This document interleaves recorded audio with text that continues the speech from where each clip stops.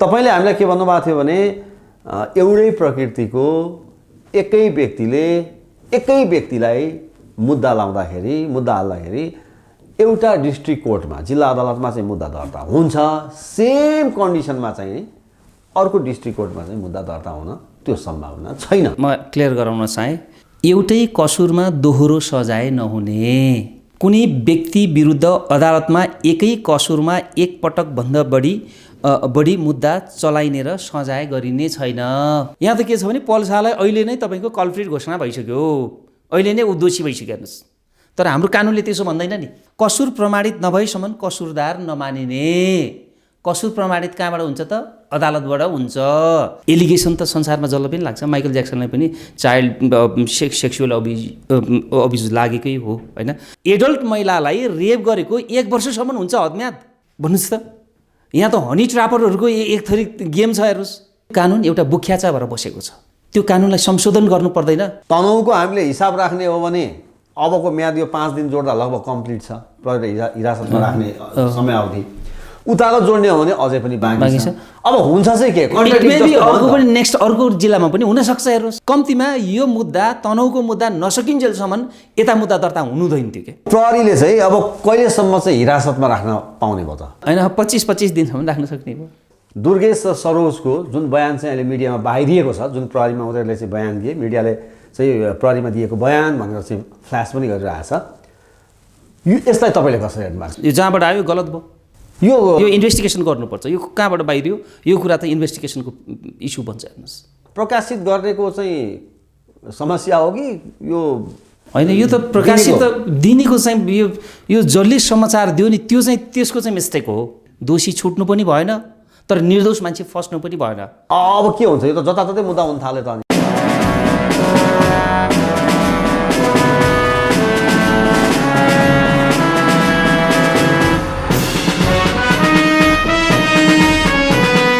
नमस्कार, हेडलाइन नेपालको हेडलाइन विशेषमा तपाईँलाई हार्दिक स्वागत छ।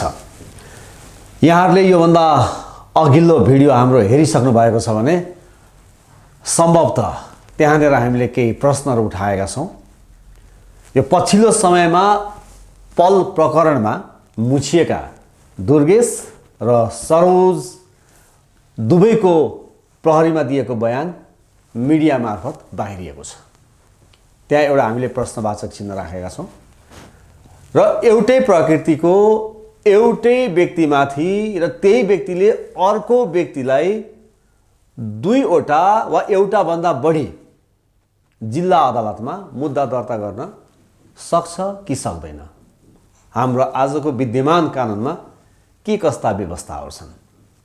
यो विषयमा हामीले प्रश्न उठाएका थियौँ र त्यसका लागि हाम्रा अधिवक्ताले कानुनी अध्ययन त उहाँको भइ नै रहेको हुन्छ, अझ विशेष केही अध्ययन गरेर केही हेरेपछि यहाँहरू समक्ष हामी उहाँसँग अन्तर्वार्ता गर्छौँ र यहाँहरू समक्ष आजको विद्यमान कानुनमा जे जस्ता कुराहरू उल्लेख गरिएका छन् सो बारेमा जानकारी गराउने प्रयास गर्नेछौँ भनेर योभन्दा अघिल्लो भिडियोमा हामीले यहाँहरू समक्ष उक्त कुरा राखिसकेका छौँ। त प्रसङ्ग आउँछ, हामीलाई यो प्रोमो हेरिसकेपछि विभिन्न किसिमका टेलिफोन कलहरू आइरहेका छन्, धेरैले सोधिरहनु भएको छ, केही कमेन्टहरू पनि त्यस प्रकारका आएका छन् र मिडियाका प्रसङ्गहरू पनि जोडिएका छन्। एउटा म सानो प्रसङ्ग जोड्न चाहन्छु। अब यति बेला डिजिटल प्लेटफर्म मार्फत मैले छोटो प्रसङ्ग मात्र राख्न चाहेँ।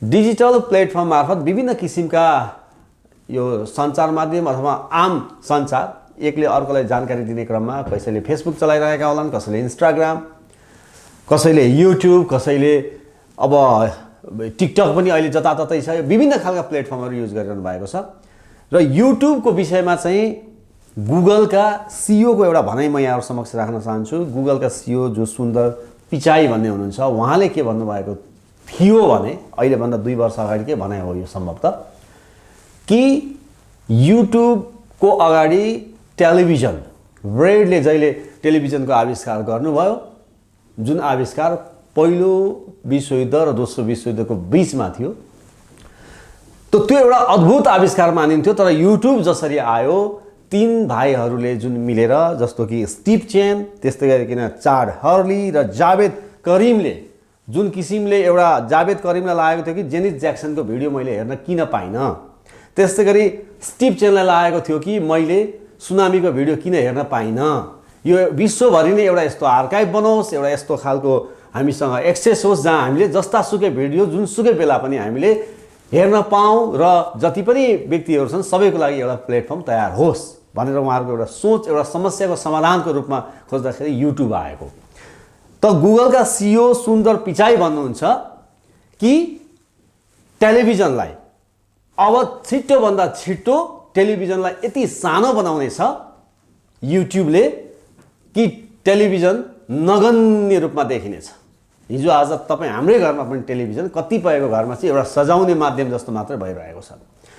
त अर्थात् हामीले यो कुराहरू किन युट्युबमा बहस गर्दैछौँ भने हामीले नयाँ नयाँ टेक्नोलोजीलाई हामीले फलो गर्नुपर्छ र त्यसको अधिकतम मात्रामा हामीले प्रयोग गर्न सक्नुपर्छ। जसले प्रयोग गर्न सक्दैन त्यो पछि पर्छ र सम्भवतः सायद यसमै हामी पछि परेर आज नेपाल पनि धेरै नै विकासको क्रममा पछाडि छोडिएको छ। त्यसैले आज हामी यो युट्युब हेडलाइन नेपालको युट्युब च्यानलमा आज हामी यो विशेष बहस गर्दैछौँ र यहाँलाई सम्भवतः जे कुरा हो त्यो कुराहरू आजको विद्यमान कानुनमा जे छ आजको हाम्रो अधिवक्ताले यहाँलाई जानकारी गराउने प्रयास गर्नुहुनेछ। मैले सानो युट्युब र गुगलका सिइओको भनाइ र युट्युबको प्रसङ्ग पनि जोडेँ। अब म आजको कुराकानीतर्फ लाग्नेछु। यति बेला पल शाह र उनका म्यानेजर कृष्णलाई 5 दिनको म्याद थपिएको छ अदालतबाट र अहिले पल शाहको ब्याङ्क खाता रोक्काको कुराहरू आएको छ। 2वटा जिल्ला अदालतमा मुद्दा दर्ताका कुराहरू आएका छन्। समग्र कुराहरू आज हामी समेट्नेछौँ। यति बेला हामीसँग स्टुडियोमा हुनुहुन्छ हाम्रा आजका अतिथि अधिवक्ता सुभाष बुढाथोकी। सुभाषजी, यहाँलाई कार्यक्रममा स्वागत छ। धन्यवाद हजुर। आराम हुनुहुन्छ? ठिक छ, के छ तपाईँको? एकदम ठिक छ। मैले केही प्रसङ्गहरू जोडेँ। हामीले योभन्दा अगाडि एउटा भिडियो प्रोमो जस्तो पनि हामीले लगभग राखेका छौँ र धेरै खालका कमेन्ट आएका छन्। हामीलाई व्यक्तिगत रूपमा पनि केही फोन आइरहेका छन्। फोन पनि यस्ता आइरहेका छन् कि पूर्व प्रहरीहरूका पनि केही फोनहरू चाहिँ मैले रिसिभ गरिरहेको छु। कुराकानी भइरहेको छ भनौँ है समग्रमा। त यहाँ हामीले यो भिडियोबाट नै म सुरु गर्न चाहन्छु। त्यहाँ 2वटा विषय हामीले प्रमुख रूपमा उठाएका छौँ। एउटा अभिनेता पल प्रकरणमा मुछिएका दुर्गेश सरोजको दुवैको बयान बाहिरियो भनेर सञ्चार माध्यममा आएका समाचार र अर्को चाहिँ एउटा भन्दा बढी जिल्ला अदालतमा चाहिँ एकै प्रकृतिका एकै व्यक्ति र आरोपित पनि एउटै मुद्दा दर्ता भएका यी 2वटा विषय प्रसङ्गलाई हामीले उठाउने प्रयास गरेका छौँ। मैले सुरुमा यो दुर्गेश सरोजको जुन बयान चाहिँ अहिले मिडियामा बाहिरिएको छ, जुन प्रहरीमा उनीहरूले चाहिँ बयान दिए, मिडियाले चाहिँ प्रहरीमा दिएको बयान भनेर चाहिँ फ्ल्यास पनि गरिरहेछ, यो यसलाई तपाईँले कसरी हेर्नु भएको छ? मैले पहिलो प्रश्न यहाँबाट सुरु गरेँ। यो चाहिँ गर्नु मिल्दैन, यो चाहिँ एगेन्स्ट द ल हो होइन। यो मुद्दा भनेको एकदम सेन्सिटिभ मुद्दा हो। यो तपाईँको ओपन इजलासमा पनि होइन, यो त बन्द इजलासमा हेर्ने मुद्दा हो। अरूले नर्मल मान्छेको यो एक्सेस हुँदैन। जो भिक्टिम छ उसलाई र लयरहरू अनि त्यसपछि अदालतको जज र त्यहाँको कर्मचारीहरू बाहेक अरू मान्छेलाई बाहिर राखिन्छ होइन। यो डकुमेन्ट बाहिरिनु भनेको यो आफैमा राम्रो समाचार होइन हेर्नुहोस्। किनभने यो इन्भेस्टिगेसन भइरहेको पिरियडको डकुमेन्ट जुन अदालत र कन्सर्न अथोरिटीहरूसँग हुनुपर्ने डकुमेन्ट मिडियामा कसरी आयो? यो आउनु नहुने डकुमेन्ट आयो। यो यस्तो डकुमेन्ट आउनु राम्रो होइन, राम्रो होइन। यो कानुनले राम्रोसँगले होइन। मैले भने यो बन्द इजलासमा हेर्ने मुद्दाको डकुमेन्ट तपाईँको मार्केटमा किन्न पाइन्छ भनेपछि तपाईँ आफै विचार गर्नुहोस् न, भोलि जस्टिस दिनको जजलाई कति गाह्रो हुन्छ। तर आयो नि त, अहिले हाम्रै अगाडि पनि न्युजमा प्रिन्ट गराएको छ। यो जहाँबाट आयो गलत भयो। यो इन्भेस्टिगेसन गर्नुपर्छ। यो कहाँबाट बाहिरियो यो कुरा त इन्भेस्टिगेसनको इस्यु बन्छ हेर्नुहोस्। अब यहाँनिर तपाईँले अथोरिटी सर्टेन जसलाई अथोरिटी छ उहाँहरूको प्रसङ्ग जोड्नुभयो, मिडियामा आयो भनेपछि यो प्रकाशित गर्नेको चाहिँ समस्या हो कि यो होइन? यो त प्रकाशित दिनेको चाहिँ यो जसले समाचार दियो नि त्यो चाहिँ त्यसको चाहिँ मिस्टेक हो। यो पेपर त कसरी बाहिर छ? उसले अथोरिटीसँग दिएको बयान अदालतमा पुग्नुभन्दा बाहिरै नै मार्केटमा आउँछ, मिडियामा आउँछ भनेपछि अनि तपाईँ के आश गर्नुहुन्छ? एउटा जस्टिस डेलिभर हुनको लागि प्रपर इन्भेस्टिगेसन हुनु पर्यो होइन। इन्भेस्टिगेसन भएर इन्भेस्टिगेसन गरेर तपाईँको सरकारी वकिलकोमा जानु पर्यो, उसले अभियोगहरू लाउनु पर्यो, चार्जसिट बनाउनु पर्यो, अनि कोर्टमा जाने हो। त्यो प्रमाणको आधारमा चाहिँ कोर्टले चाहिँ भर्डिक्ट आउने हो कोर्टको होइन, आदेश आउने हो। तर कोर्टमा पुग्नुभन्दा पहिल्यै, सरकारी वकिलकोमा पुग्नुभन्दा पहिल्यै तपाईँको यसरी इन्भेस्टिगेसनको पिरियडको डकुमेन्टहरू बाहिर आउनु दियो त सुखद समाचार त होइन। अब मिडियाले त पायो, छाप्यो, अब यहाँ टिआरपीका कुराहरू पनि होलान् होइन, प्रतिस्पर्धाका कुराहरू पनि होलान् भनेपछि तपाईँको विचारमा जसले दियो त्यहाँबाट मिस्टेक, यस, जो अथोरिटीले दियो यो चाहिँ मिस्टेक, यो गलत हो। अब त्यसमा यहाँ अलिकति दोहोरो चरित्र देखियो नि त। एकातिर हामी अघि भर्खर मैले युट्युबको प्रसङ्ग जोडेको थिएँ, यो युट्युबे अथवा युट्युबर यो मिडियै होइनन् होइन। अब हाम्रो कानुनी रूपमा पनि त्यसलाई एड्रेस गरेको छैन, एउटा अन्डरस्ट्यान्डिङमा नै चलिरहेछ अहिले। तर अहिले त अब तपाईँहरू विधिवत रूपमा नै धरोटी राखेर लिनुपर्ने त्यो राष्ट्रिय प्रसारण नियमावलीको 11औं संशोधनको कुरा त्यो पनि अहिले विवादकै क्रममा छ, अहिले ठ्याक्कै भइसकेको छैन। एक दुईवटा इन्ट्रेक्सनमा त अब एउटा मौका मलाई पनि दिनुभएको थियो, मैले पनि केही कुराहरू एक दुई ठाउँ बोलेको पनि छु त्यही इन्ट्रेक्सनमा, त्यो अर्को पाटो भयो। तर कानुनी दायरामा ल्याउनुपर्छ, युट्युबलाई कानुनी दायरामा गर्नुपर्छ, तर प्रक्रिया के भन्ने मात्रै कुरा के छ भने तपाईँ काठमाडौँ अर्बन सिटीहरूको मात्रै कुरा नगर्नुहोस् न, तपाईँ युट्युबलाई तपाईँको ओलाङचुङ गोलामा बस्ने मान्छेहरूले पनि सुसज्जित त भयो नि, हेरिरहेछन् नि त, घरमा बसेर गोठमा बसेर भन्नु न, घाँस दाउरा गरेर मान्छेहरूले आफ्नो हातमा मोबाइल छ, कम्तीमा के भइरहेछ अवेरनेस त लिएर आउने भयो नि त, अभियसली होइन। त्यो कुरा त पोजिटिभ मान्नु पर्यो नि, तर यसलाई पनि तपाईँको उसमा चाहिँ नियमनकारी चाहिँ हुनुपर्छ, एकदम छाडा चाहिँ छोड्नु हुँदैन। फ्री र छाडा छोड्ने भन्छ संसारमा कहीँ कतै केही हुँदैन। अब यो अहिले जसरी मैले अघि गुगलका सिइओ सुन्दर पिचाईको मैले उहाँको भनाइलाई पनि मैले राखेको थिएँ, अहिले जस्तो टेलिभिजनको तुलनामा युट्युबहरू किन मार्केटमा छ र किन आवश्यक छ भन्ने कुराहरू पनि छुट्टै छ। जस्तो टेलिभिजनमा मान्छेले डाइरेक्ट रियाक्ट गर्न सक्दैन, टेलिभिजनमा हामीले चाहेको कन्टेन्टहरू हेर्न सक्दैनौँ, त्यहाँ जे देखायो त्यसमै हुनुपर्छ। अब युट्युब भनेको जे चाहे त्यही गर्न चाहियो, टाइम हाम्रो चोइसमा हुन्छ, टेलिभिजनमा चोइस टाइम पनि उनीहरूकै चोइसमा हुन्छ।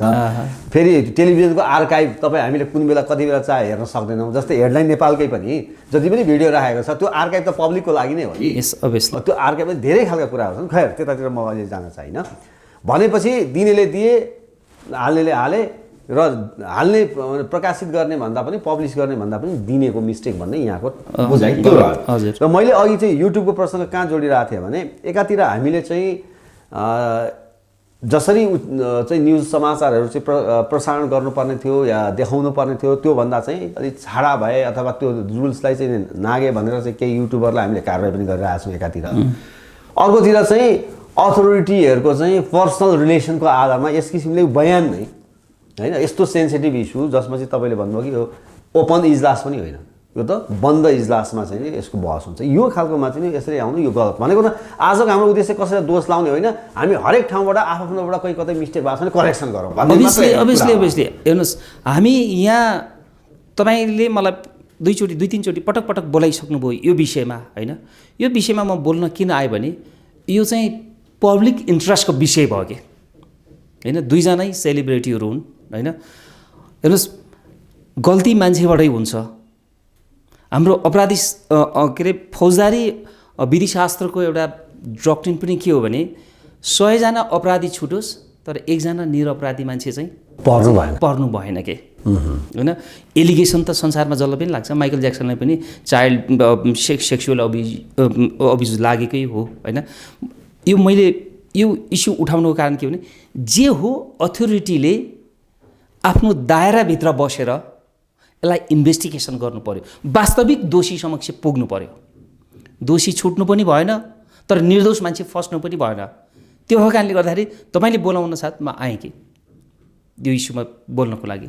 अब बुढाथोकीजी मैले अर्को प्रसङ्ग जोडेँ, जस्तो तपाईँ र हाम्रै योभन्दा अगाडि जस्तो हाम्रो संवाद भइ नै रहेछ, योभन्दा अघिको संवादमा जुन हामीले प्रोमो मतलब त्यो सानो रिपोर्ट भनौँ प्रोमो भनौँ त्यसमा पनि हालेर राखेका छौँ हामीले कि तपाईँले हामीलाई के भन्नुभएको थियो भने एउटै प्रकृतिको एकै व्यक्तिलाई मुद्दा हाल्दाखेरि एउटा डिस्ट्रिक्ट कोर्टमा जिल्ला अदालतमा चाहिँ मुद्दा दर्ता हुन्छ, सेम कन्डिसनमा चाहिँ अर्को डिस्ट्रिक्ट कोर्टमा चाहिँ मुद्दा दर्ता हुन त्यो सम्भावना छैन भनेर यहाँले भन्नुभएको थियो। तर यहाँ हेर्दाखेरि त नवलपरासी जिल्ला अदालतमा पनि दर्ता भएको समाचार आइरहेछ, यता तनहुँ जिल्ला अदालतमा पनि त्यस्तै दर्ता भएको समाचारहरू आएको छ। भनेपछि यहाँले जुन कुरा भन्नुभएको थियो त्यो र अहिलेको प्र्याक्टिकल कुरा हेर्दाखेरि त अलिकति मिलेन नि। म यसलाई क्लियर गराउन चाहेँ। यो तपाईँको मुलुकी अपराध संहिता 2074 को 9लाई पढौँ है। 9लाई एउटै कसुरमा दोहोरो सजाय नहुने, कुनै व्यक्ति विरुद्ध अदालतमा एकै कसुरमा एक पटकभन्दा बढी मुद्दा चलाइने र सजाय गरिने छैन भन्ने यो कानुनी व्यवस्था हो। अब तपाईँको अर्को फौजदारी कार्यविधि संहिताको 169 पढ्छु म। सम्बन्धित जिल्ला अदालतलाई अधिकार क्षेत्र हुने, अपराध संहितामा उल्लेखित मुद्दामा जिल्ला अदालतले सुरु कारबाही र किनारा गर्नुपर्छ भन्ने हाम्रो कानुनी व्यवस्था छ।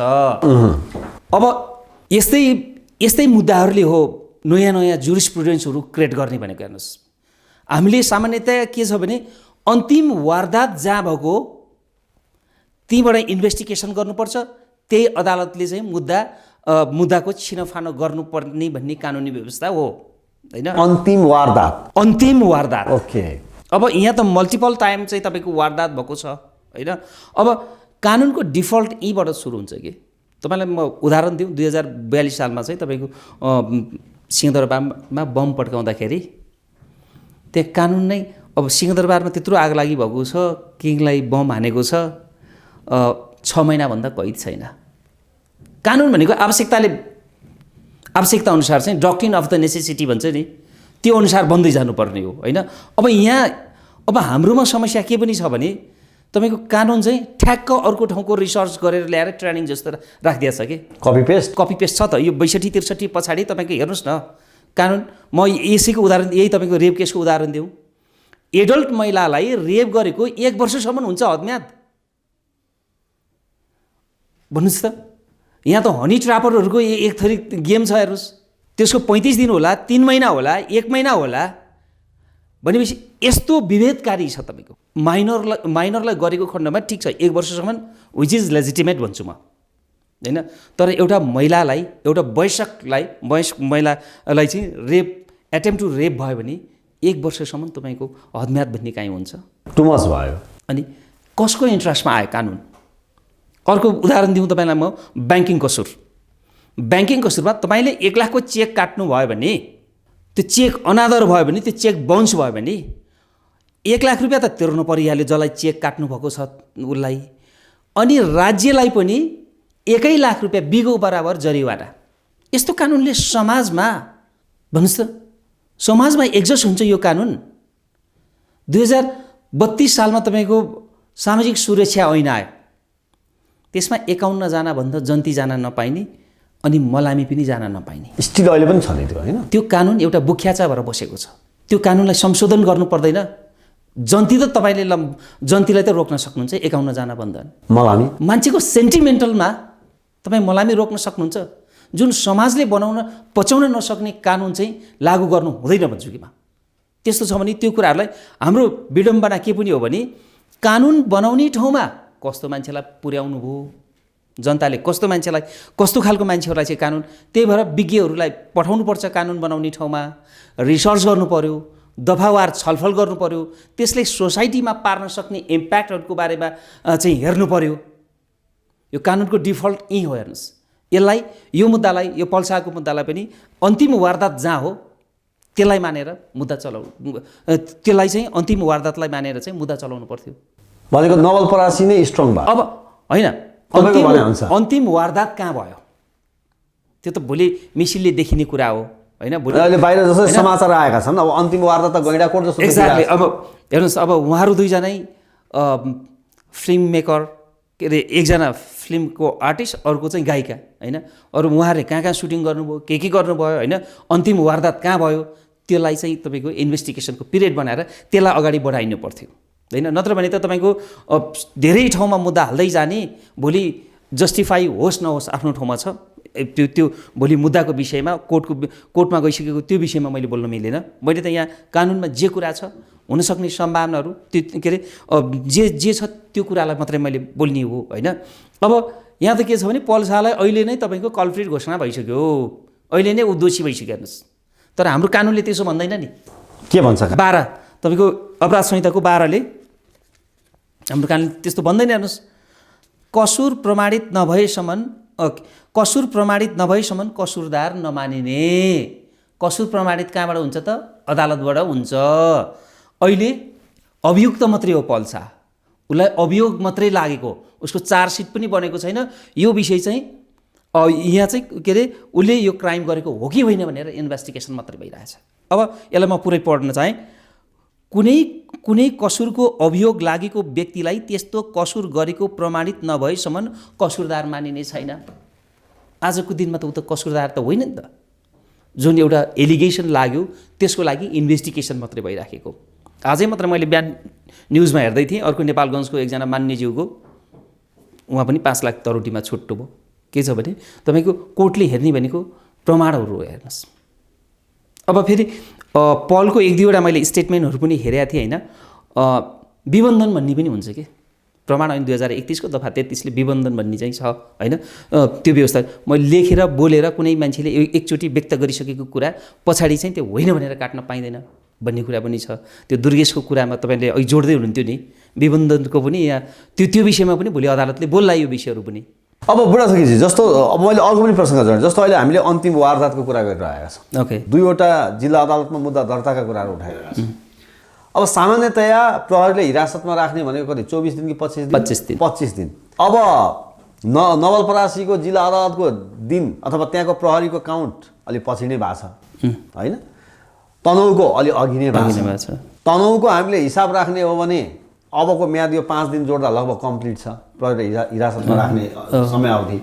उताको जोड्ने हो भने अझै पनि बाँकी छ। अब हुन्छ चाहिँ के अर्को पनि नेक्स्ट अर्को जिल्लामा पनि हुनसक्छ हेर्नुहोस्। त्यही त यो अब हुन्छ चाहिँ के कानुनले के भन्छ कस्तो होइन। अब मुद्दा त के छ भने तपाईँको कानुनमा अघि मैले तपाईँलाई प्रश्न पढेर पनि सुनाइहालेँ होइन। त्यो जुन ठाउँमा वारदात भएको छ त्यो मुद्दा हेर्ने राइट्स चाहिँ जुरिस्डिक्सन त्यो डिस्ट्रिक्ट कोर्टलाई रहन्छ होइन। प्रहरीले तपाईँको के अरे सरकार नेपाल सरकारले पनि त्यही आधारमा चलाएको हो होइन। उता पनि घटना घट्यो यता पनि घटना घट्यो भनेर चलाएको हो। तर हेरिदिनु पर्थ्यो के भने वास्तविक हो के त, अन्तिम वारदात के हो कहाँ हो होइन। कम्तीमा यो मुद्दा तनहुको मुद्दा नसकिन्जेलसम्म यता मुद्दा दर्ता हुनुहुँदैन थियो के। त्यो चाहिँ तपाईँको ओपिनियन? त्यो यस इट्स माई ओपिनियन होइन, ओपिनियन। किनभने त्यो कुरा चाहिँ तपाईँको अदालतले त बोल्थ्यो नि त, त्यो विषयमा कोर्टले त बोल्थ्यो नि त। तर एकतिरको तपाईँको जजमेन्ट आउन नपाई फेरि अर्कोतिर दर्ता भयो हेर्नुहोस्, फेरि अर्कोतिर पनि हुन सक्छ। फेरि सम्भावना त देखियो त, बाटो खुल्यो देखियो नि त। भोलि तपाईँको अर्को ठाउँमा सुटिङ होला, अर्को ठाउँमा भयो भनिदिने होला। अन्तिम वारदातलाई मान्नु पर्थ्यो। अब यहाँ दुइटै भयो कि तपाईँको हुन सक्ने पनि हुन्न। भनेपछि अब प्रहरीले चाहिँ अब कहिलेसम्म चाहिँ हिरासतमा राख्न पाउने भयो त होइन। अब तपाईँको आज त कति 7 दिन 12 दिन त 5 दिन थप्यो भनेपछि अब त लगभग कम्प्लिट छ होइन। 25 दिनसम्म राख्न सक्ने भयो। अनि अर्कोतिर भयो भने फेरि जान सक्ने भयो। यो त गजबको हो। यस्तो विगतमा कतै प्र्याक्टिस अब त्यही त मैले लामो समय भयो वकालत गरेको। मैले भने त तपाईँको के छ भने कानुन भनेको सोसाइटीको विल अनुसार चाहिँ चेन्ज हुँदै जानुपर्छ। कानुन चाहिँ कस्तो हुन्छ भने हाम्रोमा धेरै कानुनहरू कस्टमरीबाट पनि प्र्याक्टिसबाट पनि आएको हुन्छ कि। जस्तै हाम्रोमा बहुपति राख्ने चलन छ नि हिमाली भेगमा मुस्ताङतिर होइन, त्यसलाई पनि त हामीले अब हाम्रोमा फेरि हामीले बहुपति त राख्न पाइँदैन हाम्रो संस्कारमा त। एउटा त्यो भनेको कानुन भनेको सोसाइटीको इन्ट्रेस्ट के छ त्यो अनुसार स्टेटले कानुनहरू बनाउँदै जानुपर्छ कि। जस्तै कानुनमा मैले देखाएँ त तपाईँलाई लो पोइन्टहरू होइन, त्यो कुरा त स्टेटले एड्रेस गर्नुपर्छ। कानुन बनाउने निकायले त कानुन त बनाउनुपर्छ हेर्नुहोस्। अब आयो मैले अघि सुरुमा नि भने नि मेबी यो मुद्दाले यो सम्बन्धमा तपाईँको नयाँ जुरिस्प्रुडेन्स कायम हुनसक्छ। यो मुद्दा माथिसम्म पुग्ला। त्यो सम्भावना देखिरहनु भएको छ तपाईँले? मैले चाहिँ नयाँ जुरिस्प्रुडेन्स कायम हुन सक्ने सम्भावना देखाएको छु यो मुद्दामा। एउटा नजिर स्थापना एक्ज्याक्टली हुने पो सम्भावना छ। भनेपछि यो त अलिकति जटिल प्रकृतिकै स्वरूप लिइसक्यो यसलाई के छ भने तपाईँको यसलाई यसरी मात्रै पनि हेर्नु हुँदैन होइन। यदि वास्तवमा क्राइम भएको छ भने त अब छुट्ने कुरा भएन होइन। यदि क्राइम नगरेको हो भने त एलिगेसन मात्रै लगाएको हो भने भोलि एउटा पक्ष त माथि त जान्छ नै, जिल्लामा एउटालाई जस्टिस होला एउटालाई इन्जस्टिस फिल गर्ला। यो मुद्दाको चाहिँ मैले माथिसम्म जाने सम्भावना देखेको छु। यसले चाहिँ एउटा तपाईँको जुरिस्प्रुडेन्स चाहिँ लिनु छ यो मुद्दाले।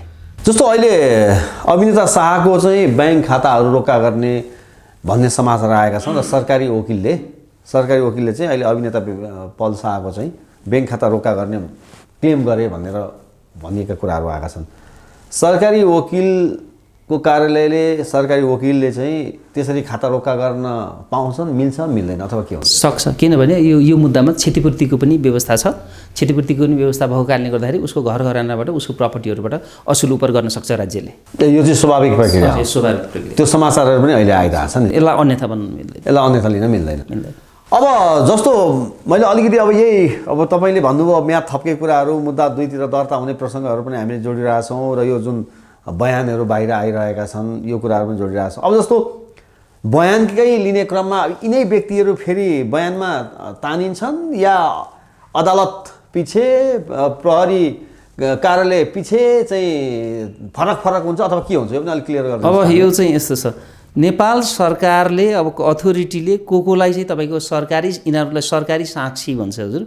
यो सरकारी साक्षीहरू कोलाई बनाउँछ, जस्तै अहिले इन्भेस्टिगेसनको पिरियडमा पछि उनीहरूले अदालतमा आएर पनि बकपत्र गर्नुपर्छ। बकपत्र चाहिँ गर्नुपर्छ हजुर। जस्तो अहिले म्यानेजरलाई पनि समातेको छ नि त, अथवा उनी पनि त्यहाँ पुगे होइन, उनलाई पनि प्रहरीले खोजिरहेको थियो, उनी आफै गए, आत्मसमर्पण गरे, अहिले उनलाई पनि 5 दिनको म्याद थप गरेको छ। अब उसलाई सहअभियुक्त अब यो क्राइममा चाहिँ सहयोग गर्यो भनेर सहअभियुक्तको हिसाबले मुद्दा चलाएको हुनसक्छ। त्यो त अब नहेरेर त अब हामीले कसरी भन्ने, मिसिन नहेरेर त नहेरिकन भन्न सकिँदैन। अबका बाटाहरू चाहिँ के हुन्छन् त? अब यो त अब जिल्ला जिल्लामा चाहिँ मुद्दाहरू बढ्दै गए, दुईवटा त भइ नै सके। अबका बाटा के हुन्छन्? जस्तो हामीले पहिला बहस गर्दाखेरि हामीले कुराकानी गर्दाखेरि 3वटा बाटा भन्नुभएको थियो तपाईँले, एउटा साधारण तारिक, एउटा धरौटीमा, एउटा पूर्व पक्षको लागि जेल। अब के हुन्छ? यो त जताततै मुद्दा हुन थाल्यो त। अब चाहिँ के छ भने अब कोर्टले तपाईँको प्रमाणको आधारमा मुद्दा के अरे आदेश गर्ने हो होइन। एउटा तपाईँको साधारण तारिकमा छुट्छ, अब यो 3 वर्षभन्दा माथिको साधारण तारिक हुँदैन हेर्नुहोस् होइन। अनि अर्को चाहिँ बेलको कुरा हुन्छ, किनभने अब भागेर जान सक्ने अवस्था नभएको कारण अदालतलाई लाग्यो भने बेल माग्ने त हो होइन। अब भोलि चाहिँ यो मुद्दालाई चाहिँ इफेक्ट पर्ने भयो, यो अभियुक्तलाई चाहिँ बाहिर छोड्दाखेरि तपाईँको यो प्रमाणहरू लोप हुन सक्ने सम्भावना लाग्यो, कोर्टलाई लाग्यो भने पूर्वपछि जान सक्छ।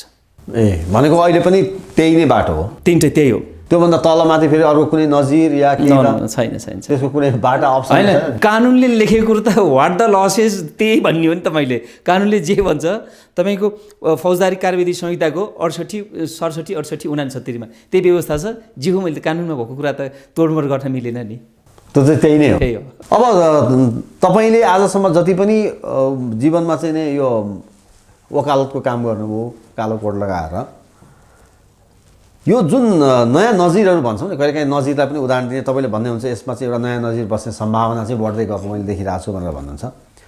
त्यस्ता नजिर बसाउनको लागि चाहिँ कतिको चुनौती छ? चुनौती चाहिँ तपाईँको कस्तो छ भने जस्तै दरमागमा ग्याङ रेप भयो, त्यो तपाईँहरूको मिडियामा पनि राम्रैसँग आएको केस हो होइन। त्यो मुद्दामा पनि केही बोलेको छ। यस्तो तपाईँको रेप केसको बारेमा धेरै फैसलाहरू छ। त्यो चाहिँ हाम्रो नजिर चाहिँ सुप्रिम कोर्ट अन्तिम फैसला गर्ने भनेको चाहिँ सुप्रिम कोर्ट हो होइन। सुप्रिम कोर्टको फैसला चाहिँ सुप्रिम कोर्टले गरेको फैसलाहरू चाहिँ धेरै मुद्दाहरू चाहिँ नजिर बन्छ। त्यो च्यालेन्जेस चाहिँ त भइहाल्छ। अब अघि तपाईँले भन्नुभयो नि जस्तो समाज अनुसारको कानुन हुनुपर्छ, कहिलेकाहीँ त्यो अनुसारको भएन भने पनि हामीले चाहिँ संशोधन गर्न सक्छौँ, बनाउने मान्छे कस्ता गए भन्दाखेरि अहिले पनि कतिपय कुराहरू चाहिँ अलिक कन्ट्राडिक्ट नै छ कि। तपाईँले अघि भन्नुभयो जस्तै मेडिकल्ली पनि एकजना चिकित्सकसँग पनि मैले कुराकानी गर्दा जसरी प्रहरीले चाहिँ रेपको चाहिँ मेडिकल रिपोर्ट जुन माग्ने चलन छ, त्यो चलनमा पनि हामीले म्याक्सिमम् 48 घन्टा हो, त्यसपछि त ठ्याक्कै पोइन्ट हामी दिन सक्दैनौँ। खालि त्यो कन्याजालीका कुराहरू मात्रै हामीले भन्ने हो। त्यो पनि सबै चिज होइन। कन्याजाली विभिन्न कारणले पनि च्यातिने रहेछ र त्यही पुरुषसँगै सम्पर्कबाट च्यात्यो भने पनि ग्यारेन्टी नहुने रहेछ। यस्तो खालको चाहिँ प्रमाण एकातिर, अनि यो पटक पटक बलात्कार भनेको त पहिलोचोटि बलात्कार भइहाल्छ नि। जबरजस्ती भनेको त पहिल्यै पटक हुन्छ नि, फेरि भन्नु त हुँदैन कि त किडन्याप गरेर घरमा राख्नु पर्यो। अब श्रीमतीकै प्रसङ्ग पनि अब गाउँघरमा कुनै समस्याहरू थियो, त्यसलाई आधार मानेर हामीले कतिपय कुराहरू गऱ्यौँ। अब कतिपय त अहिले अन्डर एजकै कुरा पनि 16 को डिमान्ड गरिरहेछन्, 18 भन्दा पनि 16 नै हुनुपर्छ। अहिले गाउँघरमा कतिपयमा चाहिँ अन्डर एजमै विवाह भइरहेछ। के तपाईँहरूले हेर्न सक्नुहुन्छ कि कानुनले प्रहरीले त्यसका श्रीमानलाई ल्याएर चाहिँ खोरमा हाल्न सक्नुहुन्छ भन्ने पनि कुराहरू आइरहेका छन्। यी जति पनि समस्याहरू देखिएका छन्, यसलाई समाधान गर्ने बाटो चाहिँ के हुन सक्छ? अब हाम्रोमा प्र्याक्टिस कसरी भइराखेको छ भने अब यो मलाई अलिक दुःख पनि लाग्छ हेर्नुहोस् है, फौजदारी न्याय चाहिँ बिस्तारै बिस्तारै मरिराखेको छ।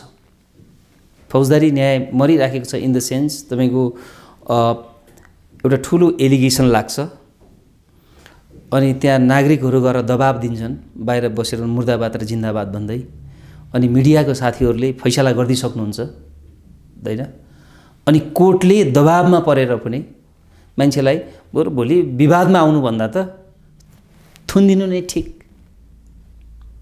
यो खालको ट्रेनिङ यो खालको प्र्याक्टिस भइराखेको छ नेपालमा हेर्नुहोस्, दुःखद छ। यो समाजको लागि धेरै ठुलो चुनौती हेर्नुहोस्, यसले समाजमा राम्रो गर्दैन हेर्नुहोस्। एकजना निर्दोष मान्छेलाई थुनिसके पछाडि ऊ निस्के पछाडि उसको त क्राइमै नगरे पनि आखिर थुनिने रहेछ भने त म क्राइमै गरेर थुनिन्छु नि। तपाईँको फेरि के छ भने हाम्रोमा सुधार गृह होइन, हाम्रोमा त खोर छ हेर्नुहोस्, सदर खोर छ, बन्दी गृह छ होइन। खोरमा त मान्छेलाई राखिँदैन नि, बाख्रा कुखुरालाई राखिन्छ नि होइन। त्यो भनेको त त्यहाँ मान्छे चेन्ज हुन जाने ठाउँ हो कि।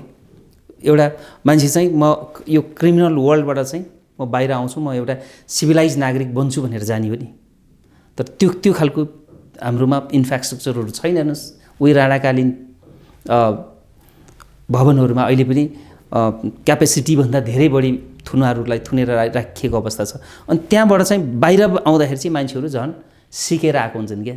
त्यहाँ त सिरियल किलरहरू हुन्छन् होइन, उनीहरूबाट चाहिँ धेरै सिकेर आएर धेरै ठुलो क्राइमहरू पनि भएको सोसाइटीमा उदाहरणहरू छ। फौजदारी न्याय चाहिँ अहिले यो पछिल्लो दिनहरूमा चाहिँ फौजदारी न्याय चाहिँ अलि विक हुँदै गएको छ। अब हामीले यसरी पनि बुझ्न सक्यौँ, जस्तो मेन भनेको हामी सिभिलाइज हुनु पर्यो, हामीलाई चाहिँ एउटा कानुनी शिक्षालाई कसरी बढाउने भनेको नलेज नै हो नि त। अवेरनेस हो नि त। डन्डा चलाएर हुने भए त आज चाहिँ सरिया कानुन कस्तो छ त्यो होइन। अब हाम्रै मुलुकमा पनि हामी हेरौँ, नेपाल प्रहरी पनि त थिएन नि 12 सालमा होइन, नेपाल प्रहरी ल्याएको कङ्ग्रेसको गभर्मेन्टको। त भनेपछि त पछि गिरिजाप्रसाद कोइरालाले एपिएफको पनि फेरि निर्माण गर्नुभयो, उद्देश्य आफ्नो होला। कुनै दिन थिएन नि त, कुनै दिन आए। अब कुनै देश यस्तो छ जहाँनिर संविधानै लेखेको छैन, त हामीभन्दा धेरै एडभान्स छ। यस एक्ज्याक्टली, सरिया कानुन छ भनेपछि त यसले समग्र के देखाउँछ भन्दाखेरि सबैभन्दा ठुलो कुरो भनेको चाहिँ अवेरनेस नै हो। यसको अर्को विकल्प छैन। त्यतातिर चाहिँ हाम्रो राज्य किन लागिरहेको छैन? सञ्जयजी एउटा कुरा के हो भने तपाईँको कानुन जतिसुकै राम्रो बनाए पनि होइन, तपाईँको त्यो जसले त्यो कानुनलाई चाहिँ कार्यान्वयन गर्ने निकाय हुन्छ नि, उनीहरूले राम्रोसँग त्यसलाई चाहिँ कार्यान्वयन नगर्दै पछाडि चाहिँ त्यो जतिसुकै राम्रो कानुन बनाए पनि त्यसले मिनिङ राख्दैन हेर्नुहोस् होइन। कानुन भनेको सोसाइटीको इन्ट्रेस्ट अनुसार हुनुपर्छ।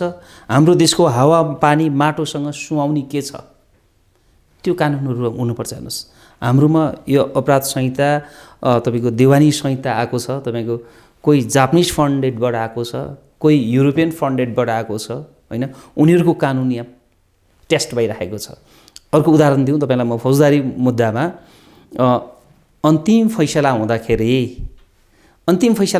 चाहिँ अन्तिम फैसला अब त्यसमा दोषी देखियो भने फेरि सजाय निर्धारण गर्नलाई अर्को बहस गर्नुपर्छ हेर्नुहोस्। कोर्टले त तपाईँलाई कोर्टले के भनेपछि त चाहिँ दोषी होस् भनेर दोषी करार गरिसक्यो हेर्नुहोस्। अब सजाय म्याक्सिमम गर्ने कि 20मा गर्ने कि मिनिमम गर्ने भन्ने हुन्छ। दोषी करार गरे पछाडि त मान्छेले कमिटमेन्ट गर्छ नि त, मलाई 5 वर्ष छ भने 1 वर्ष गरियो श्रीमान मेरो यो सबै हिसाबले भन्ने हिसाबले त जान्छ नि त। अब उसले त भोलि त अपिल गर्नुपर्छ त्यो मुद्दामा। अपिल गर्दाखेरि के हुन्छ त, होइन तिमीले त स्वीकार्या छौ नि त फेरि जिल्लाको उसलाई त, तिमीले त्यो लिखित रूपमा त्यो लिखित तिम्रो प्रतिवेदनमै आइसकेको छ चाहिँ यसरी चाहिँ सजाय घटाइ पाऊँ भनेर तिम्रो आइसकेको छैन भन्नु न। भनेपछि त्यसलाई एकचोटि लेखिसकेको कुरा, अघि मैले विबन्धनको कुरा गरेँ नि प्रमाणहरूको दफा 33, भनेपछि मैले भन्न खोजेको के हो भने फैसला सेम डेमा हुनु पर्थ्यो के, दोषी हो अथवा सफाइ पाउने हो, फेरि अर्कोमा लिएर गएर नागरिकलाई झन् झोस्ने काम भयो कि। त्यो त उसलाई त्यो खतरा त अर्को अपिल गर्दा त झन् खतरा भयो नि त त्यहाँ त होइन।